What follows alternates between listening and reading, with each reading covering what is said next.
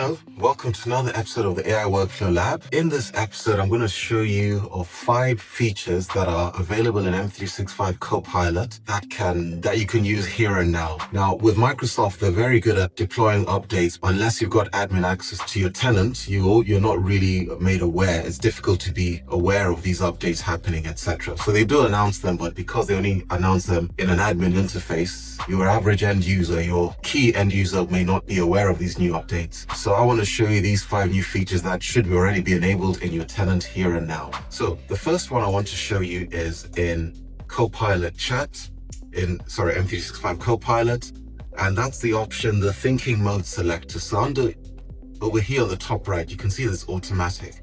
So the auto setting is the one that means the model will decide which strategy to take in responding to your question. But you can also you can actually select the mode you want. So if you want a quick response, answer right away, or deep thinker, where it'll think longer for better answers, more in-depth answers. So if I was to say, I want to ask Copilot, let's just do this first one. I'm first going to select quick response, the web experience in this particular case, Command V. I'm just Macs. I'm not a Mac user, but so I always tend to keep the thoughts in my mind in terms of what I need to do to paste. So that's why I said Command V out loud randomly. So top holiday destinations for 2026 using the quick response. So what it should do is it should go ahead and you can see it's already listing the results. It's saying Italy, Milan, and it's giving you some ideas: Japan, Greece, Portugal, Costa Rica, USA, New Zealand, Norway, Caribbean, Indonesia, and so on. So that's quite good, quite quick response. Now, if I was to do the same prompt using copy and then select think deeper, and I didn't say it, said it in my mind. I did it, the Mac command. And then top holiday destinations for 2026 using the think deeper. So I want a bit more research, a bit more analytics, a bit more meat to the bone. So it can do that. You'll notice in this demo, I'm using the web toggle, but you could absolutely do this in the work experience. So if I was to select the work tab, it would do the same thing, but searching my work content, my projects, etc., and so on. So you can see now it's still responding, by the way, and we've got it now, but you can see that there's a bit more context to the results in terms of what the think deeper and analysis has done. It's given a few more references to the different locations, and if you compare to that, and it's even given a few more options here in terms of the different, depending on your holiday activity preference, you've got some options here.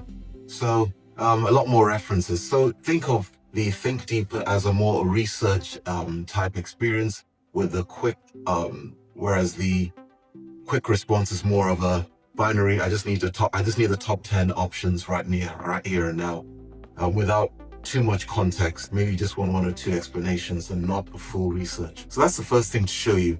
And more often than not, you can also just leave it at auto, and then Copilot will decide which route to take.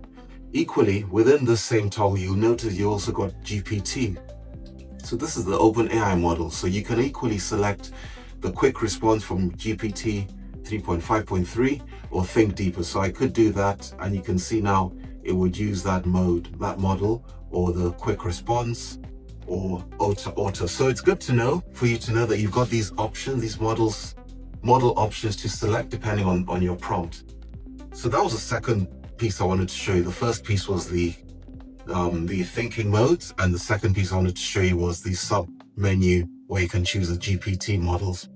The third thing I want to show you is within Copilot Search, some experiences that may be of interest to you. So if I click on search now, let's do a search on Fabricam, which is a project that we've been working on. It brings some suggestions there, as you can see.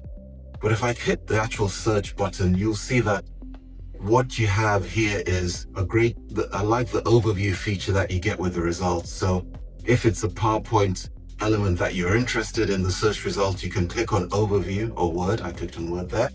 But you can see how the search results isn't just a search results with the name of the file you were looking for, but you get a Copilot overview of that document You can even ask questions. Who contributed to this document? How many views have they been? When was it last modified? So you get a lot of powerful metadata or additional information against your search results, which is quite powerful, I'd imagine, and so on. So that overview element is quite handy, quite good, and I would suggest to use it as and when you need. Equally, you also have within the search results the chats. So if you're just focusing on the conversations or the Copilot chats related to a search, again, sticking with Fabricam, if I go here, click on the Copilot chats, it literally lists the chats that have the word that I'm looking for, because it may have been a conversation that you had with Joe Blogs that you're looking to find information about, as opposed to a presentation or a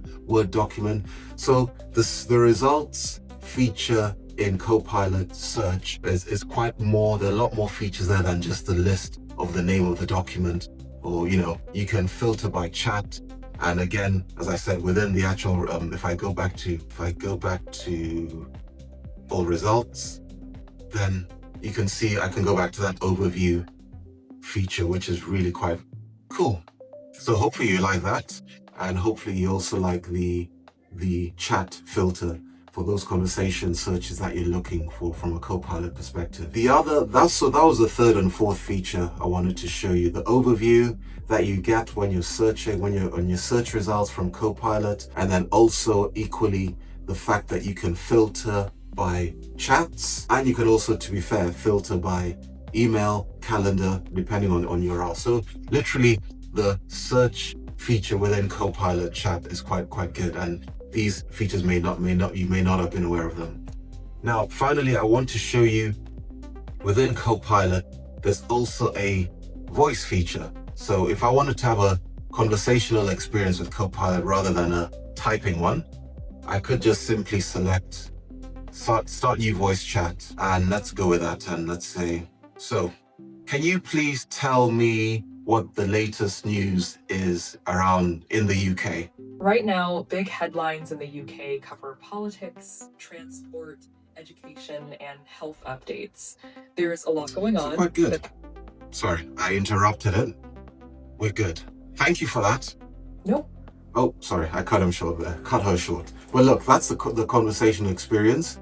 So I selected the new voice chat, conversed, and then the good thing, the end of that conversation, you still have the transcript of what you asked. So I asked, can you please tell me what the latest news is around in the UK? This was the answer, and then that's me talking there as well. So look, it is what it is. It's something that I don't use very often, but it doesn't mean you don't have to use it very often. It's certainly, I know colleagues and friends of mine who they don't like typing, so that conversational experience is a great way to still leverage Copilot, leverage AI to answer your questions. And the good thing is that afterwards you can still circle back to have a record, identify the records of where you had that conversation. You can see right over here. So hopefully you like those features that are here and now available for you. Please don't hesitate to like and subscribe this video, and no doubt I will be back again with a lot new features in another session. Until then, bye for now.